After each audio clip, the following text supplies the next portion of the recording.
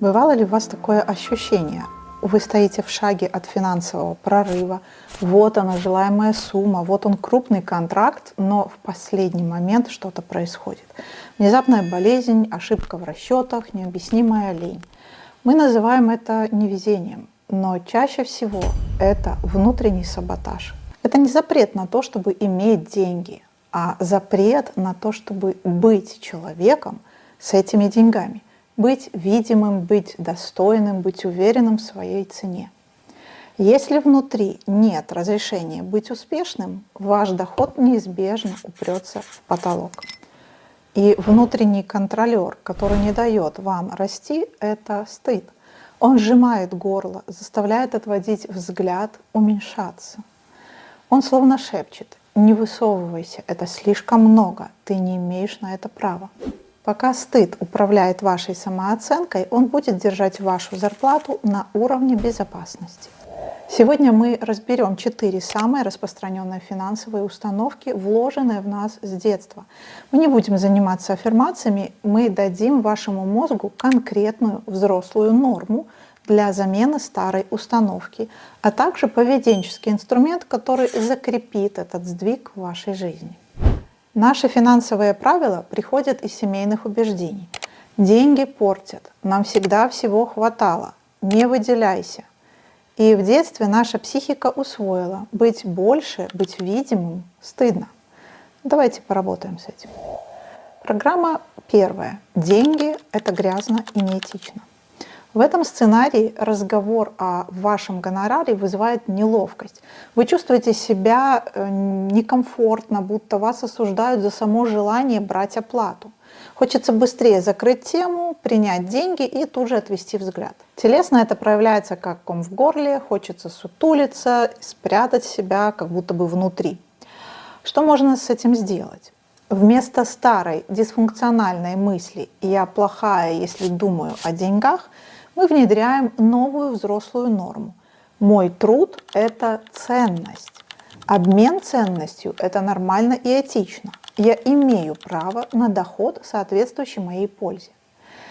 И ваше конкретное действие для закрепления. Практикуйте отработку голоса. 3 раза в день называйте свою цену вслух, стоя перед зеркалом с ровной осанкой. Говорите медленно и спокойно, чтобы ваше тело привыкло к спокойной силе в момент разговора о деньгах. Программа номер 2. Я недостойна такой суммы. Здесь любой рост дохода кажется вам чрезмерным или незаслуженным. Вы начинаете себя саботировать, прокрастинируете, путаете сроки. Ваша психика пытается выровнять баланс. Ведь нельзя же быть успешнее, чем кто-то, и внутри появляется какая-то ваша внутренняя фигура.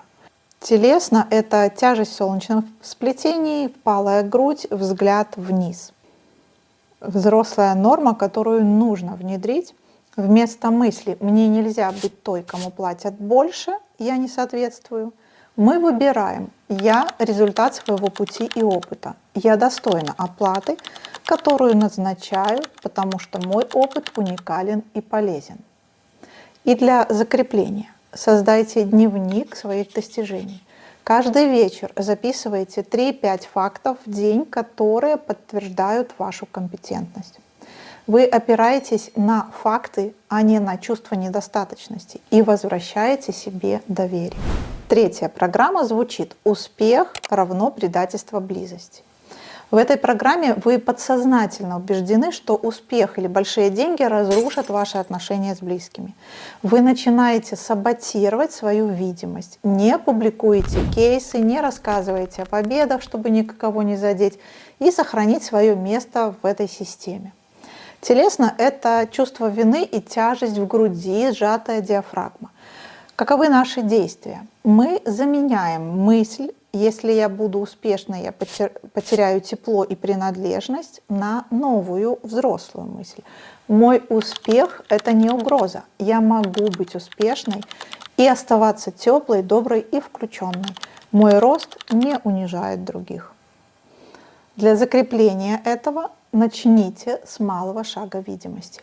Ежедневно делайте один новый шаг, который повышает вашу профессиональную видимость. Обновите страницу услуги, опубликуйте короткий кейс, попросите отзыв. Вы закрепляете опыт «Я видима и со мной все в порядке».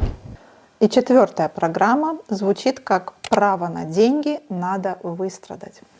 Здесь вы не признаете легкости и эффективности. Чтобы позволить себе заработать, вы должны сначала изнуриться. Работа, которая приносит удовольствие или делается быстро, кажется незасчитанной. Это прямой путь к хронической перегрузке. Телесно ощущение тяжелой спины, хроническое напряжение, затылочная боль. Какова же взрослая норма, которую нужно внедрить? Вместо установки «только через страдания я заслуживаю деньги» мы выбираем: легкость не отменяет ценности. Я имею право зарабатывать честно и эффективно, без изматывания. Я ценна не своим изнеможением, а результатом. Ваше конкретное действие для закрепления – это упрощение процесса. Найдите один рабочий процесс, который вы искусственно усложняете, и упростите его на один шаг. Например, делегируйте задачу или сократите время на ненужную проверку. Так вы дадите телу новый опыт, что можно работать легче, и мир от этого не рухнет. Чтобы понять, какой из этих сценариев ваш, сделайте короткую практику. Она называется «Я тот, кто зарабатывает энную сумму». Сядьте с ровной спиной, стопы на полу, плечи назад и произнесите вслух сумму вашего желаемого дохода. Не как «я хочу», а как факт. Я специалист, который зарабатывает энную сумму. Подставите свою цифру. Отметьте, где в этот момент в теле сильнейший отклик, напряжение или зажим. Это и есть ваша главная точка работы, ваш внутренний финансовый потолок. Так, определив зону зажатия, вы можете понять, какой сценарий вы проигрываете. И да, их может быть несколько. Финансовый потолок – это не просто цифра, это граница того, кем вам разрешено быть. Когда вы возвращаете себе право быть достойной, видимой, эффективной, деньги становятся инструментом, а не экзаменом. Берегите себя и позвольте себе быть тем профессионалом, которым вы уже являетесь.